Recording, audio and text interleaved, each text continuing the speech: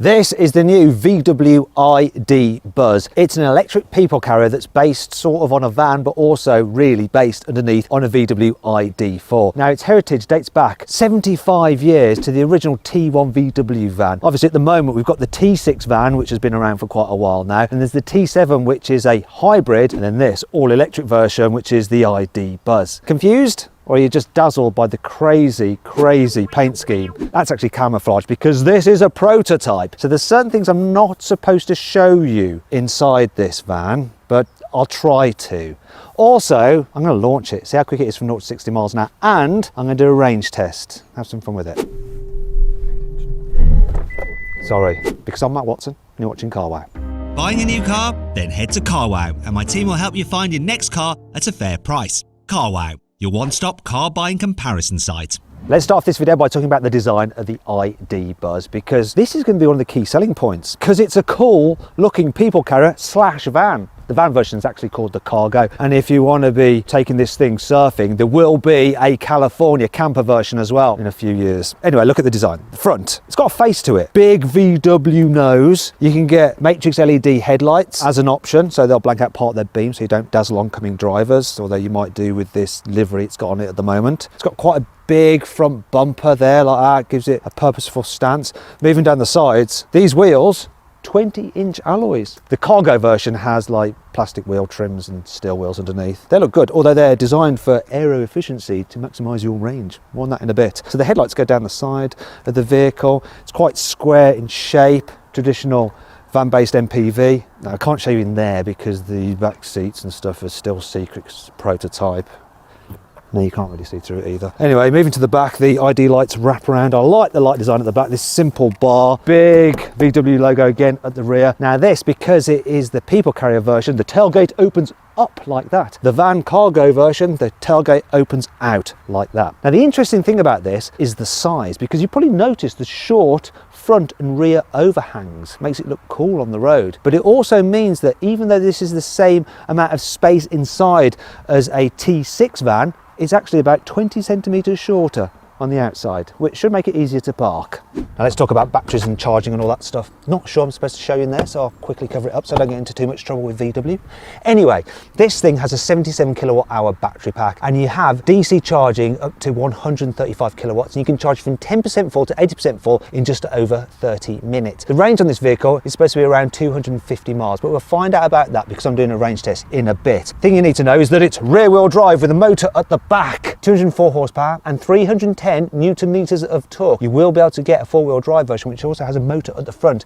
They'll have around 300 horsepower. In terms of pricing, it's not cheap this. That's always the case with electric vehicles. It starts from around £50,000. Now, if you're thinking about buying one of these, you probably need to sell your current vehicle, and you can now do that through Carwow. All you have to do is upload some images, brief description, and our dealers will bid on your car to make sure you get a good price for it. And they'll come to your house, take the car away, and put the money in your account. It's simple. If you want to do that now, click on the pop-out button up there for the link in the description below. Alternatively, you can do it after this video by simply Googling "Wow Me Carwow" and we will wow you. Now let's talk about the interior. Although there's not much that I can say. You see, I've got Marcus here from Volkswagen, who's my minder. He's here to make sure that I don't show any of the interior design, because we're not allowed to. He's also here to make sure I don't do anything silly with the vehicle, but I'm going to see what I can explain to you. So, oh, that looks interesting. You're going to like that. I like these seats. They're comfy. You can't see much of them. I can't really show you the infotainment system, but it's very similar to the one that you get in the ID4, just a slightly different design for the screen surround. Are you sure I can't show them under there? No, unfortunately not. Back seats? You just could step aside and okay. Explain what you're seeing. So this is going to be a bit like radio. You can't see it, but I'll let you know what I'm seeing. So I'm going to go in through the back door. Oh, it's electrically operated, this one is. So I'm in the middle row. This is the 5-seater. You will be able to get a 7-seater version. So what else can we see? Oh, they do recline. These seats recline and they move forward and backwards. Oh, actually, you can fold them flat, and there seems to be a false floor in here that, wait there. See if I can move that out of the way. There's a load cover which I've just disconnected and I'm now getting in a terrible mess with. Let's maybe move this out of the way. Marcus, can you just take that for me? There we go. So I'm now just lying down in the back of the ID Buzz, and you could probably fit a mattress in here and use it as a place to sleep. Oh, and it's got two-tone colour interior, which I quite like. So, not the usual practicality test that I like to do. I wonder if Marcus will mind if I yeet it. I won't, no I won't, it's all right. Yeah, it's very spacious back there, seems quite comfortable. In terms of the boot capacity, it looks like it's over 1,000 litres. Now if you have the van version, apparently it can carry 2 Euro crates. One last thing you need to know, towing capacity, it's 1 tonne. 1 tonne's not great for a van, Marcus. Yeah, but it's great for an EV, right? Okay, let's drive it. Right, now I'm going to drive the ID Buzz. So first thing I'm going to do is reset the trip computer, because we'll measure the efficiency of it over this course that I'm about to drive. I'm going to start off driving in an urban environment. The ID Buzz, both the van and this multivan, will be used for driving around town. So if it's the van that we're doing deliveries, probably with an Amazon driver at its helm. And if you are just a person driving their multivan, then obviously you're going to pick up your friends and family to carry them around. So let's try it in town. First of all, going over a speed hump. Very good test this. So vans ain't great over speed humps, just the design of them, you know, they're designed to carry a lot of weight and they have very rudimentary rear suspension. However, this based on the ID4, which is a passenger car which doesn't have rudimentary suspension, and you notice it feels car-like to drive, it really does. Obviously electric cars, they're quite heavy, so they do have to have stiffer suspension to stop them leaning too much when you go around a corner, but despite that the suspension feels really good. I'm going over a rough surface here, which in a van I'd be shaking about a bit, I'd feel it in my man boobs wobbling. Not here at all. And I've got to say, I love the driving position. So you're sat up high, that's always one of the benefits of a van. That's why they drive right next to your rear bumper on the motorway, because they can see right over the top of you. So you get that experience of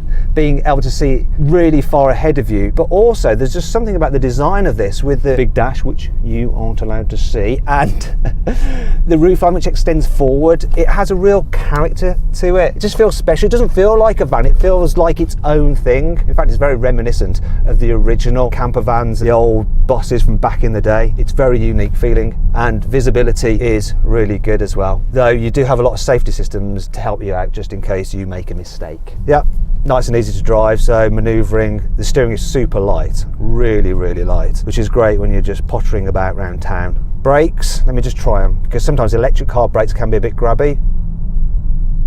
No, the pedal's quite smooth. I can put it into a regen mode. I'm going to do that now. I think I'll move that forward, go into B mode. Let's try this, see if it'll come to a complete stop when I lift off the accelerator. Can I one pedal drive this thing? Can I? Stop moving. No, I can't. It's still creeping a little bit. Now let's check the manoeuvrability. I'm going to go around this mini roundabout. Vans aren't that manoeuvrable, but this has a decent turning circle apparently, but I'm not sure if I'm going to make it round in one go. I'm not sure. Ooh, I will. Right, what's happening is the car that's filming this has got stuck going round there. If I make it round, this van wins a definite thumbs up for me for navigating around town. Oh yes! We did it! So this van, super practical, very spacious inside, yet it's more manoeuvrable than that Skoda Octavia. There we go.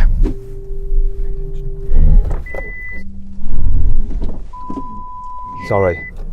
We just did a little test there, so I was reversing up. I didn't check well enough. The car's safety system spotted that there was a car behind me and it auto-braked. If that system wasn't fitted to this van, I would have crashed into that car. First lesson, keep your wits about you. Second lesson is buy a modern car with safety systems, because they will save your skin. Sorry about that. Right, now let's try the ID Buzz out on some quicker roads. So impress me in town. What's it going to be like when you're going a little bit faster? So one of the benefits about electric cars is you have a low centre of gravity, and that means that it does prevent the cars from leaning so much in the bends as if the weight was a bit higher up. Vans do have a tendency to lean quite a lot in the corners. Also, we mustn't forget, this is rear wheel drive, like a sports car. Okay, so I'm coming up to another roundabout. I'm going to actually put the car into sports mode. Makes the throttle response sharper. It also adds a bit of weight to the steering, because the steering is very light. Okay, let's have a go around here, see what happens. Come on, van. Can we keep up with our Skoda Octavia VRS? Fine, look at this, staying flat. And then, out of this corner, I'm going to give it a bit of a squirt. What's it like putting its traction down? All 204 horsepowers. Oh, yes. Okay, so this is a bit odd. I'm starting to really want a people carrier. This car is going to make people carriers desirable again. You know, they went out of fashion, didn't they? Everyone was just switching into SUVs. People are going to get one of these. I want one. One thing I've noticed while driving this around is that the door mirrors could do with being a little bit bigger. It's quite a long slab-sided vehicle, so sometimes you can't see things that are just in your blind spot, so you really do have to look around. You do have blind spot monitoring on it though, but it wasn't seeming to pick it up, or maybe I'm just a really crap driver. There's another thing I've noticed about this, and I'm not sure if you can see it from this angle. So the steering wheel seems to be slightly off center. I don't know if that's because a journalist who's driven this before me has managed to drive it into a curb at speed, or it's something to do with the fact that this is just a prototype and they haven't done the fine tuning that they do when they send a car out to be sold to a customer. So if I'm put it straight, it tends to just go to the left. Okay, let's see what the ID Buzz is like to drive on the motorway. First thing to do is to get up to speed and away from the scary lorries. Another thing that's good is that because you're sat up high, you don't feel quite so threatened by those big trucks and lorries. It's definitely quieter than a normal van, although I guess it's not a van, you know, this is a people carrier. You don't have any internal combustion engine creating a noise up front, so your ears pick up on other noises. So I've got a little bit of wind noise, but actually it's very, very quiet in here. It's much more relaxing than you'd imagine a van to be. Another good thing about it is, look, it's got good places to rest your arms there. Look at that, so you can just soak up the miles. Well, as far as you're allowed to go on the remaining range. And I've got adaptive cruise control here, so I've got to press some buttons. There we go, I think we're on. Are we on? Yeah, we're on. There we go. Now, I'm not the biggest fan of the touch-sensitive buttons you get on the steering wheel here. They're the same pretty much as you get in the ID3 and ID4, and I think it's a little bit of a step backwards for Volkswagen. They tried to be too clever. I prefer the actual more physical pressy buttons that you get in their older vehicles. That's my only real complaint. And I am enjoying just sitting up high, getting a good view forward. It's nice and relaxing. I've got the car doing all the hard work, steering to keep me in lane, auto brake to keep me a safe distance from the car in front. Seats are comfy, and I've got this bit here as well. Yeah, I could go a long way in this. And then when you need to overtake, put your foot down and it picks up pretty nicely. It's the benefit of electric power. One thing I'm not noticing though, which I'm impressed with, is road noise. It's just wind noise really, but you expect that from a van, especially something with big door mirrors like that. In fact, it just feels like an SUV to drive really, rather than a people carrier or a van. Then it's not a van, it's based on the ID4. Here we go. Oh, there we go. Last test of the suspension there over some gnarly potholes. Believe me, if I was in a traditional van or a traditional MPV, that would have been less comfortable or more uncomfortable. So I've come to the end of the drive now. Let's check out the energy consumption. So this has done 23.1 kilowatt hours per 100 kilometers, and that means I can't actually do the maths in my head.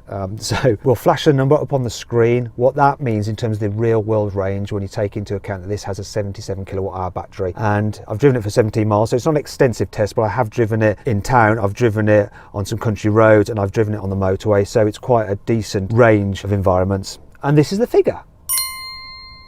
Anyway, there's one last thing for me to do. Volkswagen hasn't listed a 0 to 60 time yet for the ID Buzz, so it's only right that I set one. Specialist timing gear here, I'm going to launch it.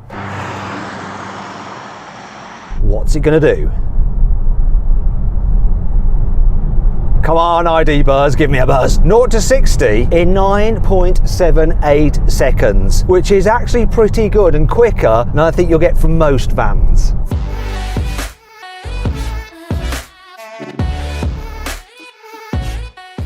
So then, what's my final verdict on the ID Buzz? Well, this prototype version. Do you know what? Sometimes vehicles come along that I actually want to buy. I want to own them myself. Suzuki Jimny was one, Toyota GR Yaris was another. I have both of those. I actually want one of these, and I think a lot of other people will as well. I think they'll be switching out their SUVs to drive around in one of these ID Buzzes. It's nice to drive and it looks cool. Hope you all enjoyed the video. If you did, give it a like. If you didn't, give it a dislike. Let me know what you think of the ID Buzz. Do you think that you'd rather have one of these than an SUV? Let me know in the comments below. Click on those windows there for some more videos, and on that box there to go to CarWow, and we'll help you sell your car.